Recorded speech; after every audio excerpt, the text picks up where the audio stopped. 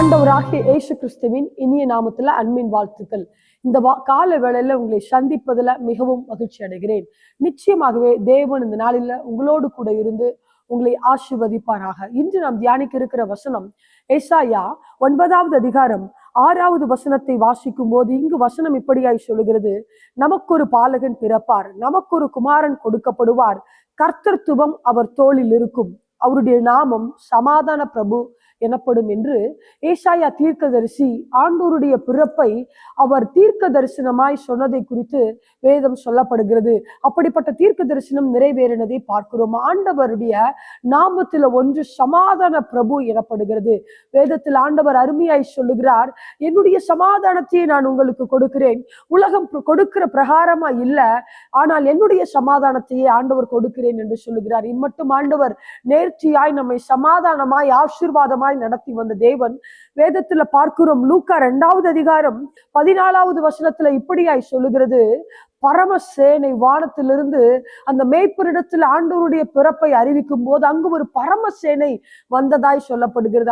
அவர்கள் சொல்லுகிறார்கள், உன்னதத்தில் இருக்கிற தேவனுக்கு மகிமையும் பூமியிலே சமாதானமும் மனுஷர் மேல் பிரியமும் உண்டாவதாக என்று சொல்லி அந்த தூதர்களும் பரமசேனையும் ஆண்டவரை போற்றினதாம். அப்படிப்பட்ட வானாதி வானங்களை படைத்த அண்ட சராசரங்களை படைத்த தெய்வத்தை நம்ம பிள்ளைகளாய் கொண்டிருக்கிறபடியால் இந்த நாளில ஏதோ ஒரு சமாதானம் இல்லாமல் நீங்கள் சோர்ந்து போய் இருக்கிறீர்களா?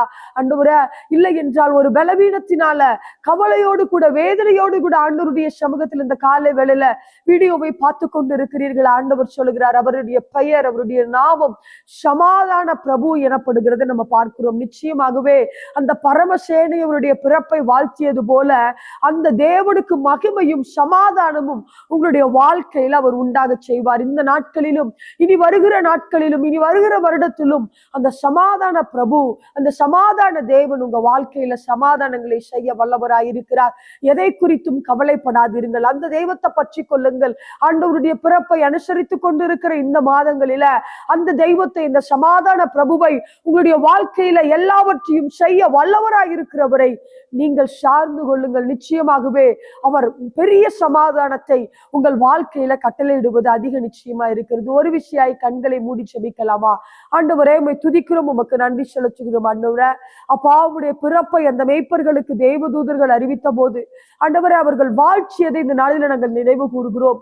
உடைய நாமம் சமாதான பிரபு என்று நாங்கள் வேதத்துல பார்க்கிறோம். ஆண்டவரே, ஒரு விஷயம் இந்த கால வேளையில ஆண்டவரே, யார் யார் சமாதானம் இல்லாமல் ஏதோ ஒரு காரியத்துல முடிவெடுக்க முடியாமல் இல்ல ஒரு பலவீனத்தோடு வேதனையோடு கவலையோடு உடைய சமூகத்துல யார் யார் இந்த நேரத்துல வாரத்தோடு இந்த காலை வேளையில இந்த வீடியோவை பார்த்து கொண்டு இருக்கிறார்களோ, இயேசுவின் நாமத்துல நீங்க சொன்னீங்கல்லவா, என்னுடைய சமாதானத்தையே நான் உங்களுக்கு கொடுக்கிறேன், உலகம் கொடுக்கிற பிரகாரமா இல்லைன்னு சொன்ன தேவன் இயேசுவின் நாமத்துல ஒவ்வொரு வீடுகளிலும் உடைய சமாதானம் கடந்து வருவதாக நாங்கள் செபிக்கிறோம். ஆண்டவரே, அவர்களை தேற்றுங்க, ஆற்றுங்க, நான் இருக்கிறேன், பயப்படாதே மகளே என்று சொல்லி ஒவ்வொருவரையும் நீங்க ஆசீர்வதிக்க வேண்டும் என நாங்கள் செபிக்கிறோம்.